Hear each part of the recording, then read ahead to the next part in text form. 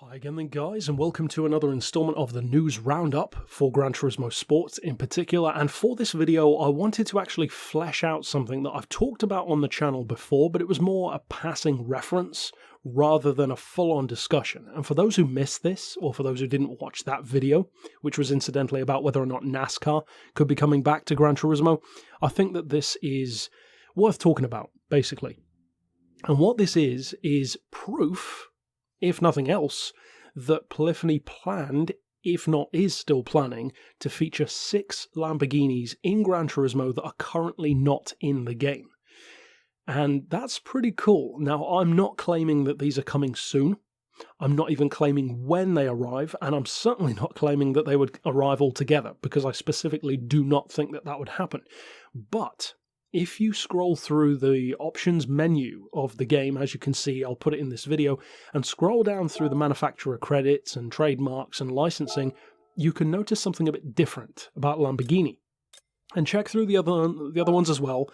Pagani, for instance, does it with the Huayra and the Zonda, but most of them don't mention specific model trademarks.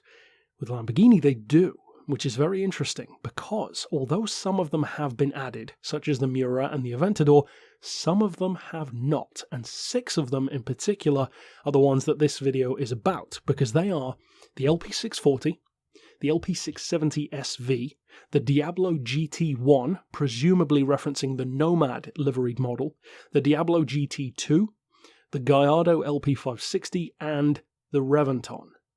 That is a pretty significant selection of Lambos. Now, the interesting thing is, for those who haven't played Gran Turismo before this game, all of these were in Gran Turismo 6. And that's where the footage of them all driving in this video comes from.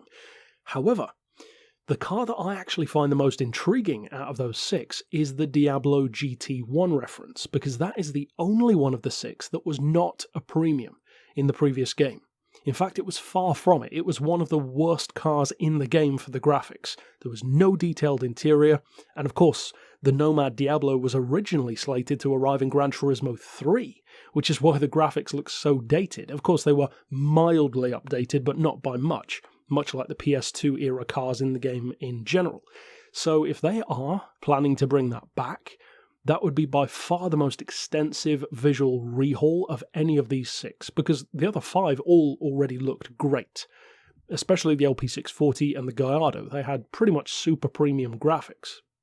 So overall, although this is certainly not confirmation of these cars coming to the game, and I would definitely not add a date or anything crazy like that, it is very interesting that these are licensed. They are in the credits of the game. So at the very least, that showed that they have secured the rights to these cars. And that is a lot more than we can say for a number of other vehicles that we'd like to see featured. I mean, the whole previous episode that I did about Spa and Lotus not being in the game, the whole crux of that issue was licensing. So the fact that these Lambos are already said and done when it comes to that, at least that looks that way from the credits, that's potentially pretty good news. So overall, if you are a Lambo fan, I mean, you deserve to know.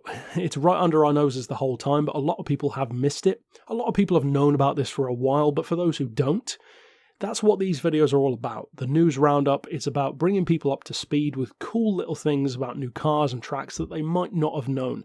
Maybe cars that aren't included anymore, like that Volkswagen rally car, and even ones that aren't added yet, like NASCAR or these.